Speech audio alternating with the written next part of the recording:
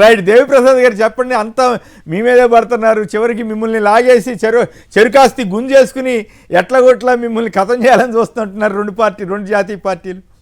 మీకు ఎన్ని వస్తాయి? Good morning. నమస్కారం. గుడ్ మార్నింగ్ కొమ్మినేని గారు, ఇద్దరు పెద్దలకు నమస్కారం, వీక్షకులకు శుభోదయం.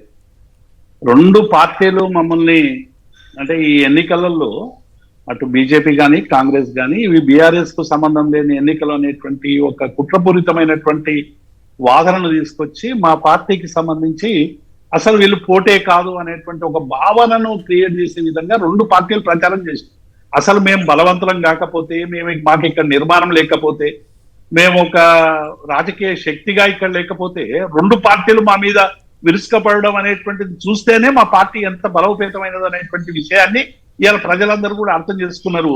కొమ్మినేని గారు పైగా కేసీఆర్ గారు వెళ్ళినప్పుడే జనం బాగా వచ్చినట్టున్నారు కదా. ఇప్పుడు కేసీఆర్ గారి బస్ యాత్ర కావచ్చు, మీ ప్రచారంగా చూసిన కొమ్మినేని గారు క్షేత్రస్థాయిలో అద్భుతమైనటువంటి ఆదరణ కనబడ్డది. ఎక్కడ కూడా ప్రజలు టిఆర్ఎస్ పట్ల విముఖత కావచ్చు, కోపం కావచ్చు, లేకుంటే గత పరిపాలనలో మీరు అది చేసేది ఇది చేసేది అవన్నీ కూడా అసెంబ్లీ ఎన్నికల సందర్భంగా చర్చకు వచ్చింది పోయింది. ఈ పార్లమెంట్ ఎన్నికలకు సంబంధించి రెండు పార్టీలు కూడా, ఒకటి కాంగ్రెస్ పార్టీ ఏమో భారతీయ జనతా పార్టీకి సంబంధించినటువంటి వైఫల్యాలని విధానాలని ప్రచారం చేయడంలో పూర్తిగా విఫలమై ఏం చేసిందంటే, ఇది ఈ మతానికి సంబంధించినటువంటి విషయాల్లో మైనార్టీలకు సంబంధించి 100% మైనార్టీ ఓట్లు మాకు వస్తాయి, 100% మాది అనేటువంటి భావన తీసుకొచ్చి ఈ రెండు మతాలకు మధ్య సంబంధించినటువంటి వ్యక్తుల్ని పోలరైజ్ చేయడానికి ప్రధాన కారణమైంది ఇలా బీజేపీ కంటే ఎక్కువ కాంగ్రెస్.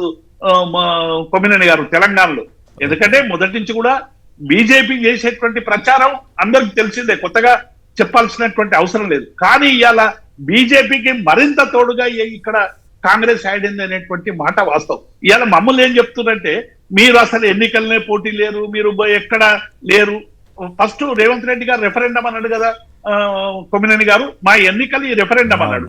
మెజారిటీ ఇవాళ సీట్లు రాకుంటే రేవంత్ రెడ్డి గారు ఏం చెప్తారో ప్రజలకు సమాధానం చెప్పాల్సినటువంటి అవసరం ఉంది. ఒక్కటి మాత్రం నిజం కొమ్మినేని గారు, ఇవాళ మొత్తంగా కూడా రాష్ట్రంలో కాంగ్రెస్ పట్ల విముఖత ఏర్పడ్డది 5 నెలల్లోనే. ఎందుకు ఏర్పడ్డది అంటే చాలా అంశాలు ఇలా కండిషన్ అప్లై ప్రభుత్వం అయిపోయింది కొమ్మినేని గారు. ఇది అంటే మనం పెద్ద పెద్ద కార్పొరేట్ కంపెనీలు 99% ఆఫ్ అని పెట్టి కింద ఎక్కడో చుక్క పెట్టి కండిషన్ అప్లై అంటారు. ఇవాళ మొత్తంగా కూడా కాంగ్రెస్ పార్టీ పరిస్థితి అదే అయింది. ఇవాళ 200 యూనిట్లకు సంబంధించినటువంటి ఇస్తామని చెప్పి 100 రోజులు వాళ్ళే పెట్టుకున్నారు. మా దయాకర్ గారు చాలా, ఎందుకంటే మొన్న రేవంత్ రెడ్డి గారు నేను దయాకర్ ఒకటి కాదు ఇద్దరం ఒకటే అన్నందుకు రేవంత్ రెడ్డి గారి మాటని రిప్లికా అంటే పిసిసి ప్రెసిడెంట్ అయ్యే అవకాశం ఏమైనా ఉందా? ఎందుకంటే రేసులో ఉన్నా అంటే కదా. నేను చెప్తా, మా దయాకర్ని అట్లా చూస్తే మేము సంతోషించే వాళ్ళం మేము ఒకరం. కొమ్మినేని గారు నేను ఏమంటున్నా అంటే, డెఫినెట్ గా ఈ రాష్ట్రంలో ఉన్నటువంటి ఆర్థిక పరిస్థితి కావచ్చు, అప్పులు కావచ్చు, సంక్షేమ పథకాలు కావచ్చు, వీటన్నిటినీ పరిశీలించడానికి 1 సంవత్సర కాలం మేము కసరత్తు చేసినామని చెప్పుకున్నారు కదా. ఆర్థిక నిపుణులను కూర్చునబెట్టుకున్నారు, ఆర్బీఐతో మాట్లాడిండ్రు, మన్మోహన్ సింగ్ తో చర్చలు జరిపిండ్రు, చిదంబరం ఇన్వాల్వ్ అయ్యిండు. ఇన్ని ఇన్వాల్వ్మెంట్ అయినా కూడా మళ్ళీ వచ్చినాక ఏమైనా పైసలు ఉంటే మా రేవంత్ రెడ్డి ఇయ్యడా? ఆయనకు మనసు లేదా? పాపం పేదల పట్ల ఆయనకు శ్రద్ధ లేదా అని దయాకర్ గారు అంటా ఉన్నారు. నిజంగానే ఇవాళ శ్రద్ధ లేదనేటువంటి విషయం చాలా స్పష్టంగా కనబడతా ఉన్నది. ఇవాళ 20-25 రోజుల నుంచి రైతాంగం అంతా కూడా మమ్మల్ని చాలా సార్లు చాలా శాపనార్థాలు పెట్టింది. ఇవాళ రైతుల పరిస్థితి చూడండి కొమ్మినేని గారు, మొత్తంగా కూడా ఇవాళ మార్కెట్ యార్డ్లలో రైతులు 20-25 రోజులుగా ధాన్యం పోసుకొని మొత్తం నీళ్లలో తేలియాడుతా ఉన్నది. వాటి గురించి సమీక్ష లేదు. నిన్న కేబినెట్ సమావేశం అని చెప్పి ఆదాయం పని ఎట్లా రావాలని రివ్యూ చేసింది కదా రేవంత్ రెడ్డి గారు. తడిసిన ధాన్యం మీద రివ్యూ ఎందుకు చేయలేదు? ఎందుకు కొనాలని చెప్పలేదు? ఎన్నికలు అయిపోయినాయి కొమ్మినేని గారు. ఇప్పుడు మేము ప్రకాష్ రెడ్డి చెప్పడం వల్ల, దయాకర్ చెప్పడం వల్ల, మేము చెప్పడం వల్ల ఎవరు ఓటేసేది లేదు. ఆల్రెడీ నిక్షిప్తం అయిపోయినాయి. మమ్మల్ని అసెంట్ చేసేటువంటి పని ప్రజలు చేసిరు, అసెంట్ చేస్తారు. ఎవరికి ఎన్ని సీట్లు వస్తాయి, ఓట్లు వస్తాయి, ఇవన్నీ వేరే అంశాలు. కానీ ఇవాళ ప్రజలు ఎదుర్కొంటున్నటువంటి సమస్యల్ని పరిష్కారంలో ఇవాళ నాన్సుడు ధోరణి కనబరుస్తున్నది అనేటువంటి భావన ఇవాళ కాంగ్రెస్ పార్టీకి చాలా బలంగా పోయింది. అందుకే ఇవాళ చాలా మంది ఏం చెప్తా ఉన్నారు, తెలంగాణలో ఇవాళ కాంగ్రెస్ పార్టీకి మెజార్టీ సీట్లు రావాలి. అట్లాగే భారతీయ జనతా పార్టీ ప్రకాష్ రెడ్డి గారు పెద్దపల్లి కూడా వస్తుంది. ఈ ఆఖరికి పెద్దపల్లి గెలిస్తే మాధవిలత కూడా గెలవాలి. 17 స్థానాలు వాళ్ళే గెలవాలి ఒకవేళ ఉంటే.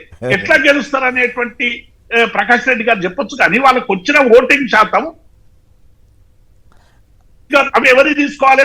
మమ్మల్ని 32%, 36% నుంచి మమ్మల్ని 15కో 16కో వాళ్ళు కుదించే ప్రయత్నం చేస్తే వాళ్ళు అన్ని సీట్లు తెచ్చుకుంటారు. కాంగ్రెస్ పార్టీ తగ్గియాలి. ఇంత నిర్మాణ బలం వాళ్ళకు ఉందా? నిజంగానే బీజేపీకి ఓటేయాలి, మోడీకి వేయాలి అనేటువంటి భావన ఉంటే ఉండొచ్చు అన్ని పార్టీలలో, కాంగ్రెస్ పార్టీలో ఉండొచ్చు.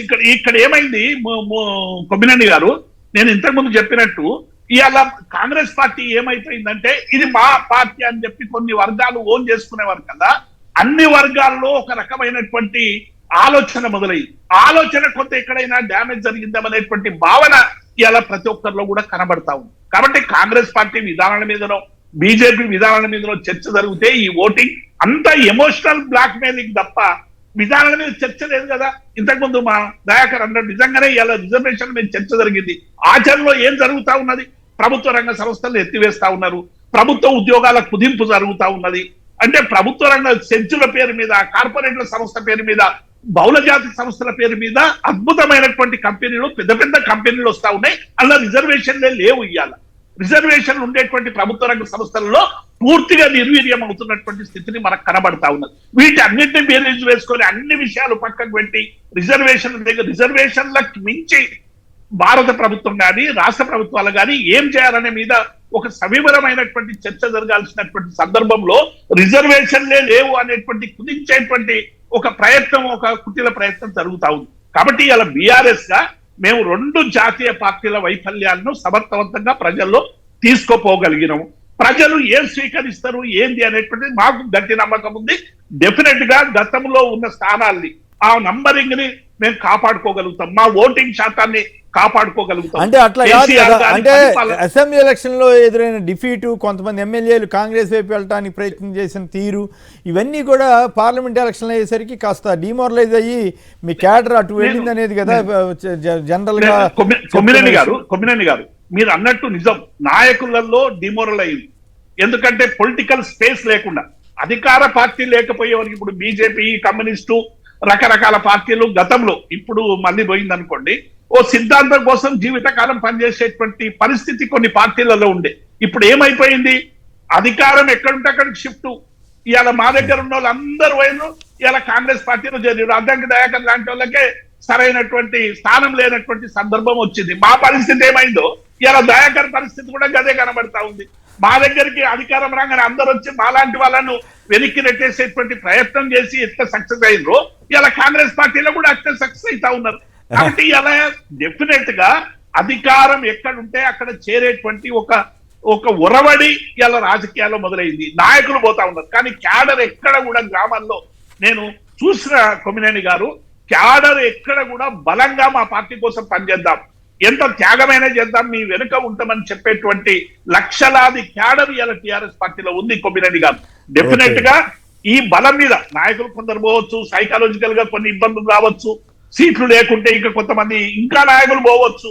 ఇన్ని పోయినా బీఆర్ఎస్ పార్టీ ఒక బలమైనటువంటి శక్తిగా తెలంగాణలో ఉంటుంది. ఈ 5 సంవత్సరాలు ఒక ప్రతిపక్షంగా, ప్రజల పక్షంగా, ప్రజా సమస్యల మీద మేము పోరాడేటువంటి కనీసం ఒక 5 సీట్లు కనుక తెచ్చుకోగలిగి కేసీఆర్ గారు నిత్యం ప్రజాక్షేత్రంలో ఉంటే మీరు 5 ఏళ్ల తర్వాత పెద్ద ఫోర్స్ గా రికన్ అవుతారేమో. ఇప్పుడు డెఫినెట్ గా కొమ్మినేని గారు మీరు ప్రాంతీయ పార్టీలు అంటే మన జాతీయ పార్టీ అయినప్పటికీ కూడా ఇంకా జాతీయ పార్టీకి సంబంధించినటువంటి రాజకీయ మెచ్యూరిటీ ఇంకా మేము పురికి పుచ్చుకోలేదు. మెచ్యూరిటీ మీన్స్ స్థానాల రీత్యా ఎన్నికలలో నంబరింగ్ గేమ్ తప్ప ఇంకొకటి ఉండదు కదా. విధానాలు ఎన్ని చెప్పినా, ఇలా కమ్యూనిస్టులు ఎన్ని విధానాలు చెప్పినా 60 నుంచి ఎక్కడికి దిగజారినో మనం చూస్తా ఉన్నాం. ఇలా విధానాలకు సంబంధించిన కంటే ఆచరణ ముఖ్యం. ఇవాళ ఆచరణలో ఉండేటువంటి పార్టీని మేము ఇలా ఒకవేళ 0 అయినా రేపు మళ్ళీ లేవడానికి అవసరమైనటువంటి శక్తి, సామర్థ్యం మా దగ్గర ఉంది. అటువంటి సమస్యలు లేనటువంటి విషయం గుర్తుపెట్టుకోవాలి. ఇలా మీరు డిఎంకే చూడండి, ఏ డిఎంకే చూడండి, తమిళనాడులో కావచ్చు, మిగతా దగ్గర కూడా ఒకసారి కిందికి వస్తాయి, మళ్ళీ నెక్స్ట్ ఎలక్షన్ల వరకు పైకి పోయేటువంటి అవకాశం ఉంటుంది. అంటే ప్రాంతీయ పార్టీలకు ఉండే అస్తిత్వం, అంటే అక్కడ అడ్వాంటేజ్ ఉందండి. అక్కడ జాతీయ పార్టీలకు అవకాశం లేకుండా చేశారు వాళ్ళు, ఇక్కడ జాతీయ పార్టీలు 2 మిమ్మల్ని లేకుండా చేయాలని చూస్తున్నాయి. అది సమస్య ఉండొచ్చు కొమ్మినేని గారు. ఇక్కడ నేను హడిల్స్ లేవు, కాంగ్రెస్ పార్టీ అంత ఈజీ కాదు. కాంగ్రెస్ పార్టీకి ఎన్ని సీట్లు ఉండి ఇవాళ ఎక్కడికి వచ్చింది? కొమ్మినేని గారు. అది తెలంగాణ డిపాజిట్లు రాష్ట్రంలో పోయినాయి కదా. అసలు కాంగ్రెస్ పార్టీలో ఉప ఎన్నికల్లో డిపాజిట్లు పోయినాయి చాలా మంది అవును. దిక్ భవన్ చూడనే లేదు, కానీ ఇలా గాంధీ భవన్ కు గేట్ దగ్గర నుంచే పూజలు చేసుకుంటా పోతుంది, కొబ్బరికాయలు కొట్టుకుంటా పోతున్నారు. ఇది అధికారం కొమ్మినేని గారు. డెఫినెట్ గా రాజకీయ పార్టీలలో ఏమైనా జరగచ్చు, ఏదైనా జరగచ్చు. డైనమిక్స్ పాలిటిక్స్ ఉంటాయి అబ్బా, స్టాగ్నేషన్ ఉండదు రాజకీయ పార్టీలలో. డెఫినెట్ గా మేము మళ్ళీ పుంజుకుంటాము కొమ్మినేని గారు. రైట్.